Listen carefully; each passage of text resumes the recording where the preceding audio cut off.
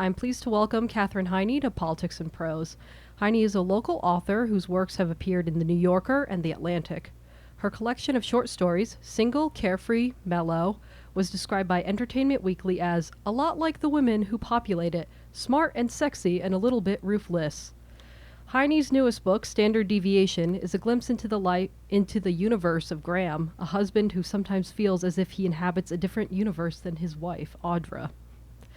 Standard Deviation discusses infidelity, Asperger's, and origami, among many other things, with frankness, heart, and humor. Kirkus Reviews writes, to spend 300-plus pages with Heiny's wry voice and colorful cast of characters is to love them, truly. And with that, please help me welcome Katherine Heiny.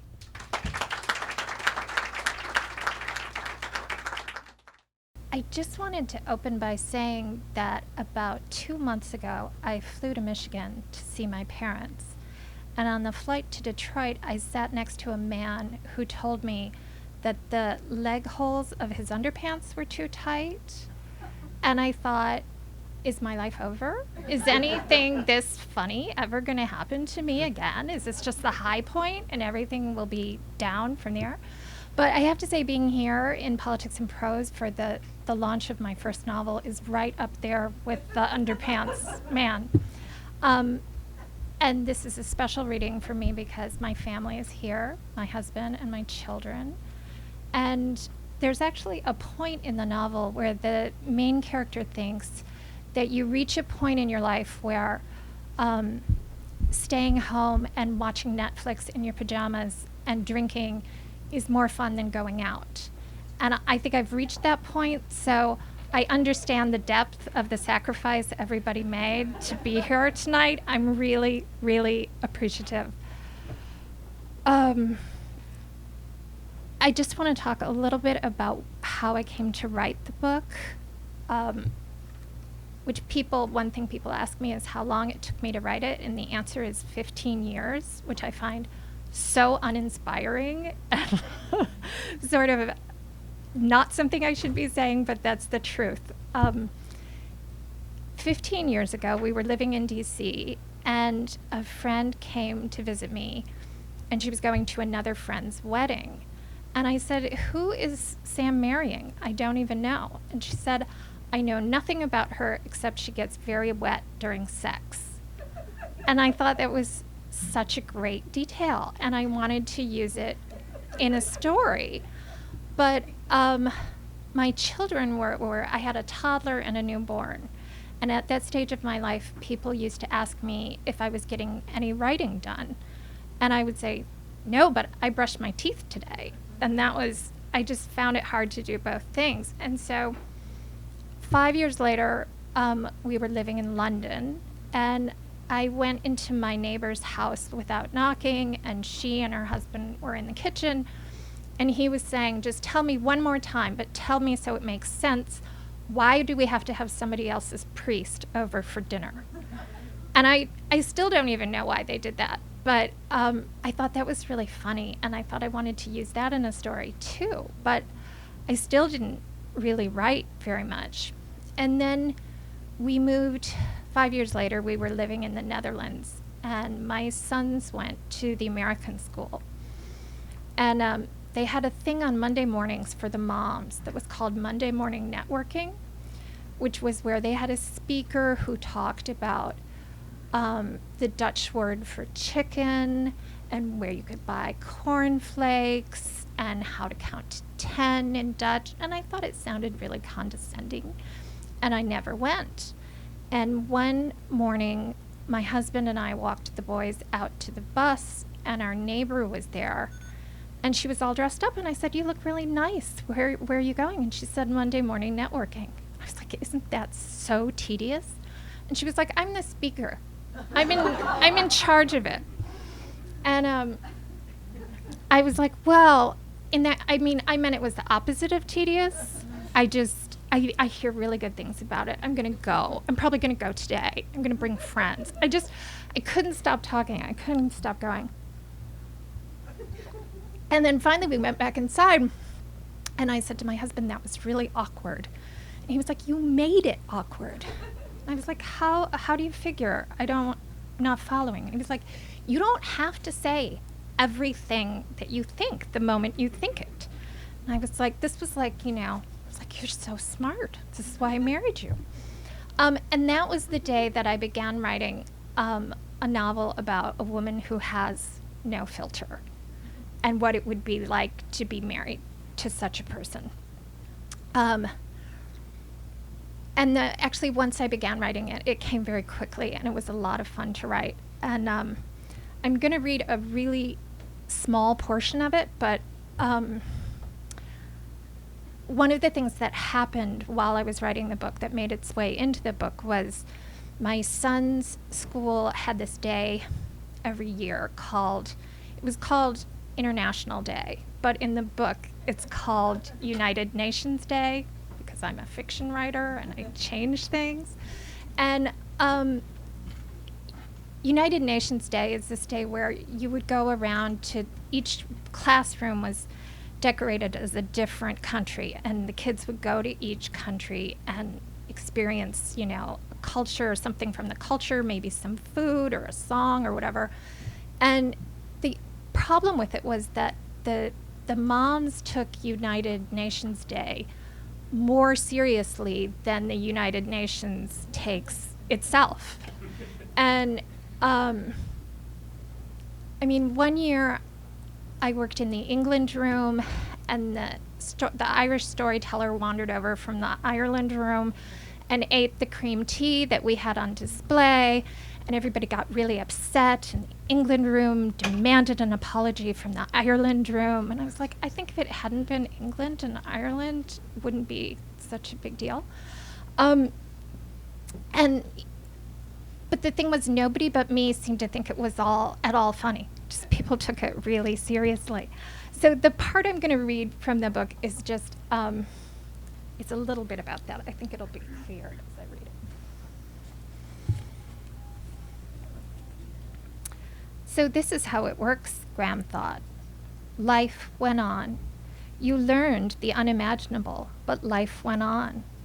The Earth should have stopped spinning, or at least have tilted another 24 degrees on its axis, creating new seasons, new weather, a new, harsher world for everyone. But it didn't. Everything went on as normal. Your child folded origami, and your wife obsessed about United Nations Day, and the afternoon doorman, Julio, lived in your den because, well, Graham wasn't exactly sure why. Bedbugs, landlord dispute, he couldn't remember. Graham looked out the window sometimes and expected to see a post-apocalyptic world with a cold gray skyline and abandoned cars clogging the street, not a living soul in sight. But when he looked outside, he saw only the normal Manhattan traffic and people hurrying around with their shopping bags in their hands or cell phones to their ears, gesturing at no one. The post-apocalyptic world was inside him, but no one seemed to notice. Right now, for instance, Audra was talking to Julio in the kitchen. Julio was a good-looking Dominican guy in his early 20s who was so grateful to be staying with them that he did everything he could to be helpful. He and Audra had just returned from the vegetable stand. Graham was reading the paper in the living room, but he could hear them perfectly. I've devised this whole system for dividing the population into two groups, Audra was saying. It's very simple. If you don't like United Nations Day, you can be my friend. If you do like it, then you can't. What's wrong with United Nations Day? Julio asked. I don't mean the actual United Nations Day, Audra said. I mean United Nations Day at Matthew's school, which is this day where every classroom is decorated like a different country and the children visit each country and learn about different cultures and stuff. Well, what's so awful about that? Julio asked. It might be easier to tell you what isn't awful about it, Audra said, which is nothing. See how easy that was? But then she plunged ahead anyway and outlined the awfulness for Julio. The decorating of the rooms, the painting of murals, the hanging of bunting, the making of little passports, the sewing of costumes, the preparation of the food, The endless meetings to plan all this, and then the day itself with the overexcited children and the visiting dignitaries from the real United Nations and the stressed parents snapping at each other. And some of the parents are really into it, she concluded. Actually, all of the parents, except me. Last year, Graham remembered, Audra had worked in the England room and had had to wear a low-cut Renaissance dress while she warbled on about humanism and art. And the Italian ambassador's assistant had stuck a rolled-up dollar bill between her breasts. Although later Graham realized it was not the act that offended Audra so much as the amount. $1? She'd said, not even a 20? This year, she'd volunteered to be in charge of the food committee and had sworn she would not interact with another soul on the actual day. But why do you have to be on any committee at all? Julio asked. Why can't you just blow it off? Because then everyone would say bad things about me later and not invite Matthew to birthday parties and things like that, Audra said. It's like if you lived in Japan and gave someone a gift using only one hand. You're supposed to use both hands. I learned that the year I worked in the Japan room. And on she went, her voice rising and falling in the normal way as she washed fruit and vegetables, quite as though she hadn't broken Graham's heart. I have like post-traumatic stress from United Nations Day, just reading that. I have lots of other stories to tell, but I'm going to go ahead and go to questions now, if anybody has any. Do they have to come up and go to that microphone? Unless you have a really loud voice. Kat, I'll ask a question. I always wonder if writers, especially excellent writers like you, how your day goes when you write. Are you someone that gets up at 5 a.m. or do you send the boys to school and then write religiously, or do you do it sporadically? Tell us a little bit about your habits over the years. It's funny because last year somebody posted on Facebook this thing about how they'd like quadrupled their productivity as a writer. And so I clicked on it and she was like, I get up at 5 a.m. and I just clicked right back. I was like, that's too high a price to pay. I tend to stay in my pajamas as long as possible because I find if I get dressed, I feel really empowered. And then I go to the store, or I go to the gym or something. And then I'm tired and I don't do anything. So I try to capitalize on sort of my morning energy by forcing myself to go to my desk. And usually once I'm there, I'm pretty engaged and I get wrapped up quickly. Stephen King calls it you fall through the hole in the paper and you have no sense of time going past. But that tends to be more a morning thing. Once in a while I'll do it in the afternoon too, but I think I can only write for maybe 3 hours before I'm just become a blithering idiot. Are you religious about it? Every day or 5 days a week you have to do it, or you go with your feelings? I'm slowly learning as time goes on that there are days where I just have no rhythm and I should really just spend that day cleaning the bathroom or some other more productive thing. And then there are days where I'll write a lot. I'll do like 5 or 7 pages, which is a lot for me. But I can't really predict that. I kind of have to go with it. But you never write anything if you don't sit at your desk. So that's the first, that's the first step. Great, thank you.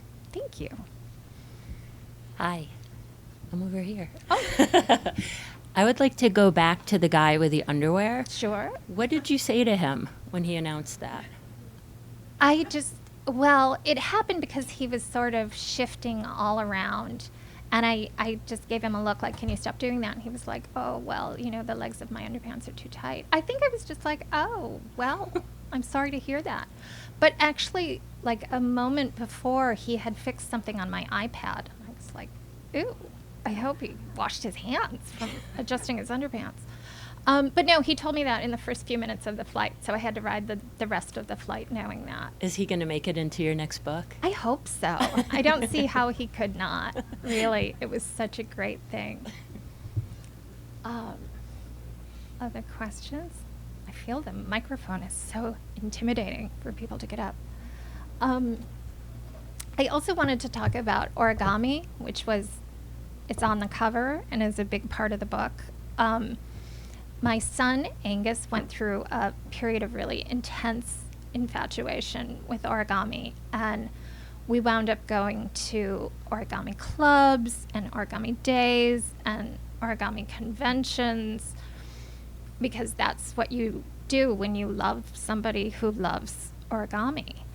And we went to a convention in New York, and I went in with Angus, and they gave him a name tag that had his name on it, and then they gave me one that just said non-folder, like subhuman, and it said so much about everything. And we went for lunch. I took Angus with me to a bar because I felt I needed to have a beer to regain the strength to go on living. And when we came back, I put my badge in my purse, and it took me a while to find it. And the woman behind me in line was really impatient. She was like, "You should wear your badge all the time." I said, "Well, I didn't want to go to a bar, with wearing an origami badge." And when I pulled it out, she was like, "Non-folder. I should have known." I was like, oh, okay. But a lot of origami made its way into the book, and a lot of really funny things that happened to us when we were doing origami. So I have to say I'm grateful. Thank you, Angus, for making us do that. Other questions? Jennifer's. I have two questions. The first is, you wrote this from Graham's point of view, and I was wondering if there was any part of the book that was ever from anyone else's point of view or in first person or anything different. And also, my second question is there anything that you cut out of the book that just didn't fit but that made you sad to cut it?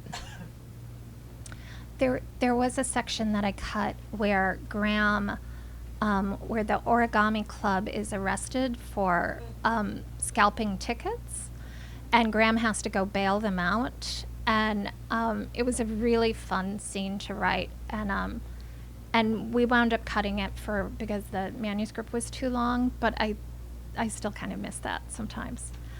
I never thought of writing the book from anybody's view but Graham's. And it's funny because I always feel like I have so much more in common with Graham than I do with Audra. But I was writing an email. My son asked me a few weeks ago to write an email to one of his teachers. And then he said, but don't try to be funny. I was like, oh, maybe I have less of a filter than I thought. Maybe I'm more like Audra than I realized. But for me, Graham it was fun to see things from his perspective. Lisa. Can you tell us a little bit about how the plot gets written? Is that something you design up front? I've heard of people having a clothesline and they have plot strategies and they move them around on a clothespin. Or is this something that evolves as you write? Can you share with us a little bit about how that comes about? Well, it doesn't have much of a plot. So maybe the cynical answer is I should do more of that. I started writing it as linked short stories, and each story just dealt with a sort of specific day in the life of these characters. And then as I wrote them, I was sending them to my agent, and she wrote back and was like, "Do you have another chapter for me?" And I was like, "Please don't say chapter. You're really freaking me out." I felt like a novel was something I couldn't do. I was really intimidated by that. But once I sort of got over that and began seeing it as a novel, it really began to flow more, and the plot and the things that happened. I didn't see the end when I started, but it sort of became clear about halfway through how it was going to end. But I have to say that I've been writing some stories that have a lot more plot, and I'm like, this shit is hard. I see why people struggle with it. Yeah. So my next book will have an outline and a plot, I promise. Katherine, you recently published a book of short stories maybe a year ago or 2 years ago. My question is, did you do them sequentially, or did you go back and forth between one and the other? Oh, I went back and forth. Oh, you did? So, yeah. it was a 2-book deal, so I knew that both had been sold, and I went back and forth. I'm kind of a perfectionist. If it were up to me, the book of short stories would still be on my editor's desk, and I'd be going, wait, I have an idea for a better story. We'll cut it, and we'll put this other one in. So I kind of needed the deadline of a publishing date to get through them. I found it really galvanizing, really scary also. But yeah, I think Lori Moore has this great quote about how a short story is like a love affair and a novel is like a marriage. And I think that a short story is like a party, and a novel is like this really long family reunion where you have to see people in their pajamas at your breakfast table, sort of whether you want to or not. So they're very different forms. And now that the novel's over, I really miss Audra. I wish she could come back. I don't know if that answered your question remotely. How often do people ask you if you're like the main characters or if it's based on real life events, and how do you feel about that? People ask that all the time. I think that's maybe the number one question that anyone ever wants to know from any author. And because I have no filter, I tend to be overly candid about that and tell people all sorts of things. There are many things in the book that happened in my life while I was writing it that made their way into it. But like with the Origami convention, I thought it was going to had so many possibilities that I wound up writing the chapter where they go to the Origami convention before we went. So it's, and then there was my imaginary one and the real one, and now they've sort of blurred in my mind. But yeah, a lot of jokes are based on things that happened in real life. I don't always use them the same way. Sometimes I put them in a different context, but I don't make much up. Tends to be the answer. Wow, you guys came a long way. Oh, wow. You missed me talking about International Day. Come on in. Anybody else have any questions? Sure. I just read the epigraph, is that what you call it? That was from Laurie Colwin about before you became my mistress, I led a blameless life. And she's one of my favorite writers. And I was wondering if you could tell us about whether she's one of your favorite writers and who some of your favorite writers are. Colwin is definitely one of my favorite writers, and she's somebody that I return to over and over again. So when I was, maybe it was a kind of random choice about I led a blameless life, but I feel Graham's life really changed after he met Audra. It was kind of the hinge of his life. But as far as writers that I really like, I love Ann Tyler. I think she's really insanely talented. I like Nick Hornby a lot. You know how Superman came here as a baby and was raised? I feel like Stephen King came here as a baby, and he actually has, he's so prolific, so talented, so creative. I just don't see how he can be like the rest of us. So those are the writers: Kate Atkinson, Helen Simpson. Those writers I return to over and over again. I reread books a lot. It's kind of like, it's comfort reading, like comfort eating. It's going to be good. It's going to make you feel a certain way. It's going to be familiar. But I also think that you get something new out of it every time you reread a favorite book. So I do it many, many times. And usually at readings, when people ask me, what I'm reading, I have to say Little House on the Prairie or some really embarrassing thing like that. Why the pen name? When I started writing YA books, it was really looked down upon. And So I said I didn't want to write under my real name, and the publisher that I signed a contract with, because Judy Blume is like the best-selling young adult author that there ever was or ever will be, they like you to choose a name that begins with A or B or C so that you're in the same section of the bookstore as Judy Blume. And so I chose a name that had, I wrote under many names, but they always had an A or a B or a C in them. And I don't think that stigma is the same now. I think that a lot more people write YA, and I've always liked to read YA, and it's hard to write. I think that people think it's easy, but it's just as hard as any other genre. But it's funny because actually last year at a party I got to meet Judy Blume, who is one of my favorites. And it was at the end of the party, and she was trying to get in a cab, and I was basically like slobbering over her going, "Your books have meant so much to me." And she's like, "Okay, I've got to go now. Thank you." She was very gracious. It was really, really exciting to meet her. She was great.